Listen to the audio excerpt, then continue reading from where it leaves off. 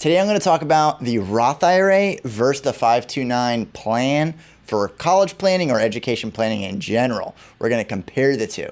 If this is your first time at our channel or you haven't subscribed, click on the subscribe button at the bottom. My name is Travis Sickle, Certified Financial Planner with Sickle Hunter Financial Advisors.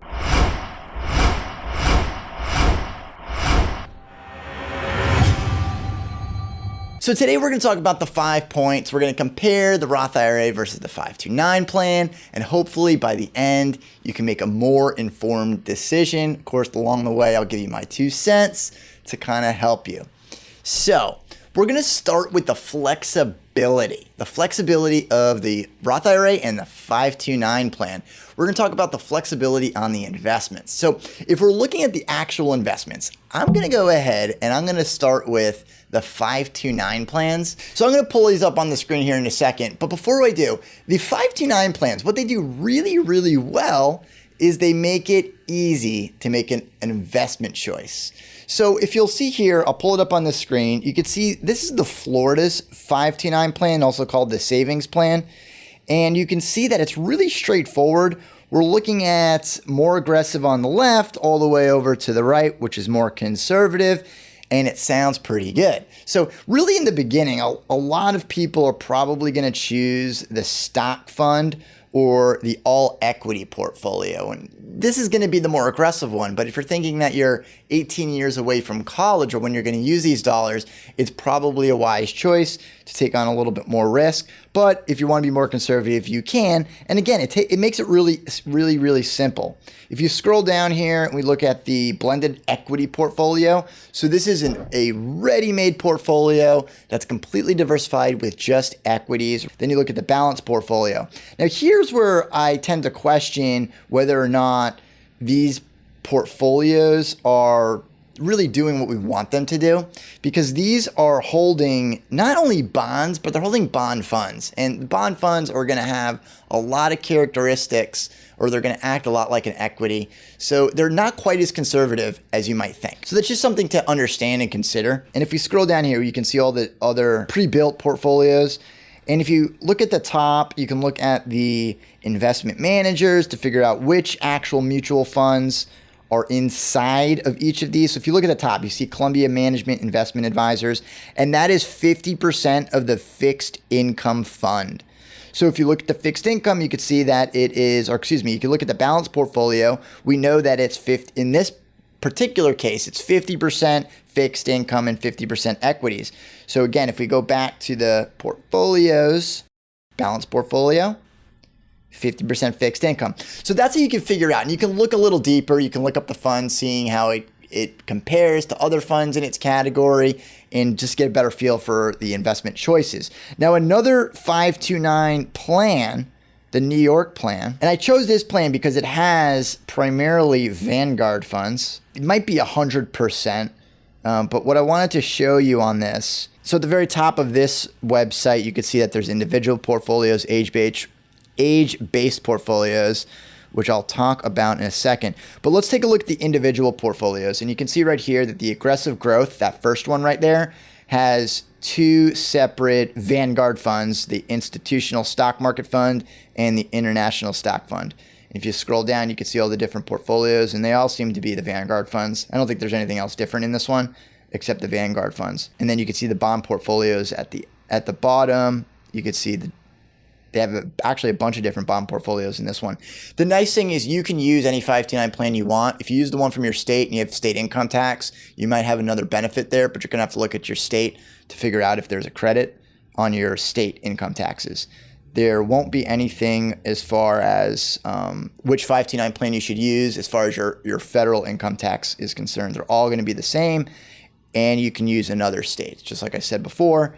You can also switch between states, although it's not quite as easy because you have to open up a new application, you have to roll the money over. There's a lot more involved that goes into it, but just know that you do have that option. So if you don't like your state's 529 plan, you can switch.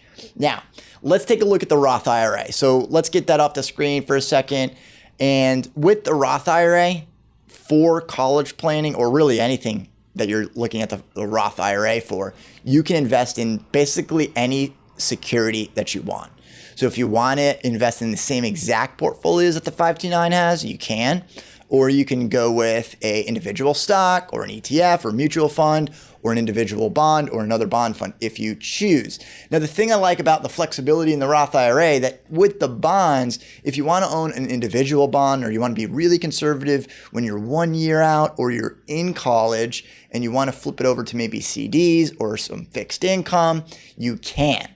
That option, those individual options, are not available in the 529 plans, and sometimes that flexibility could be very welcomed, especially if you have a downturn in the market and you want to be a little bit even more conservative. So it's not just about getting a better rate of return, it's also about protecting your assets too. So the Roth IRA is going to be the winner in this first one, looking at the flexibility on the investment choices. Now, number 2 is looking at the financial aid, and this is a big one, although I'm not going to go too deep into it. With the Roth IRA, it's a retirement asset. It's not included in the expected family contribution.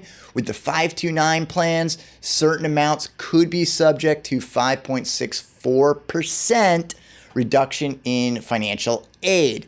Now, again, it depends on your particular situation. When we're looking at the flexibility of financial aid, I like the Roth IRA better because it's not going to be included in the expected family contribution. Although if you do keep the amount below a certain threshold with the 529 plans, then that's a different story. Then it's not counted in the expected family contribution.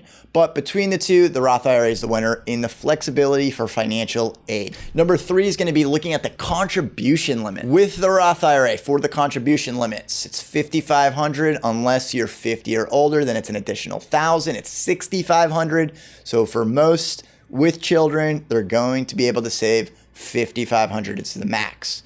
With the 529 plan, however, that has no limits on the contributions. It's actually limited on the amount that you can have in the 529 plan. But really, that's not much of an issue, and that's not what we're going to talk about today. We're just going to be talking about how much you can save. So really, the limits on the 529, you're probably looking at the gifting tax. So you don't have any taxable events on the 529 contributions, and that's going to be $15,000 for 2018 and beyond at this point. So it's $15,000, and that is not total. So it's $15,000. So if you have 2 kids, it's $30,000. 3 kids, $45,000. So you can contribute quite a bit to the 529 plans. Although with the Roth IRA, it's $5,500 because it's going into your retirement account, and that's it. Now, if you have a spouse, you could do an additional $5,500, but those are the limits. So as far as the contributions go, the 529 is the clear winner. Now, number 4 has to do with the taxation of the 529 plan in the Roth IRA. And this isn't as straightforward. So they both go in after tax. So you get your paycheck, it's the money that's in your bank account, and you put it into either one of these 2 accounts. They're exactly the same as far as that's concerned. And hopefully over time, those accounts grow. And that growth is going to be tax deferred. So you're not going to be taxed on that either. Now, as far as the money coming out, that's where it's a little different. With the Roth IRA, you can pull out the contribution. So anything that you put into the Roth IRA. So that $5,500 that we spoke about before, that $5,500 that you put in, you could take it out whenever you want because that's what you put into it. Now, the growth, if you're under the age of 59 and a half, that will just be taxable as ordinary income.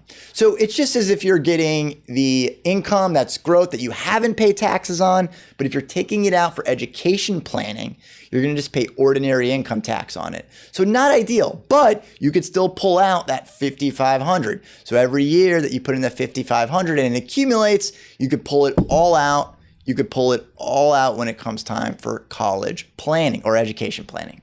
With the 529 plan, it could all come out tax-free for education planning. As long as it's for education, K through 12 or college, it comes out tax-free. So for the taxation, I'm going to give this one to the 529 plan because it has a little bit more flexibility as far as the taxation goes. Now, point number 5 is the flexibility on the actual usage of it. The Roth IRA was designed for retirement, so it's a good retirement vehicle, but it can also has the flexibility to be used for education planning. The 529 really is exclusive for education planning, and that's it.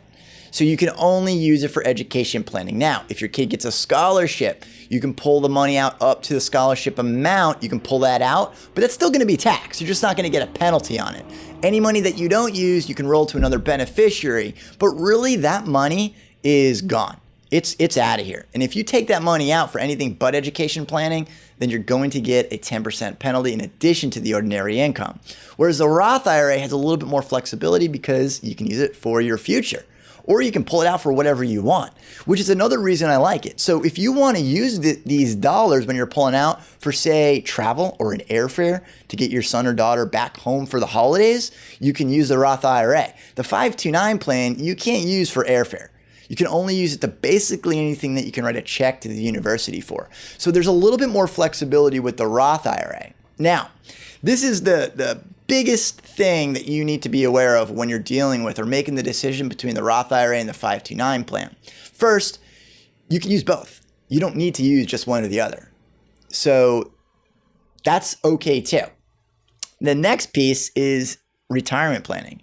Once you take into consideration other goals, you want to make sure that your retirement is all set up, because that is not something that you could take a loan for, but you can take a loan for college planning. So really those 2 points are really important to make sure that you're planning correctly. But if you're just trying to choose between the Roth IRA and the 529 plan, I think that these 5 points are a good starting point to figure out which one you want to choose. If you have questions on the Roth IRA or the 529 plan, go ahead and leave the comments down at the bottom.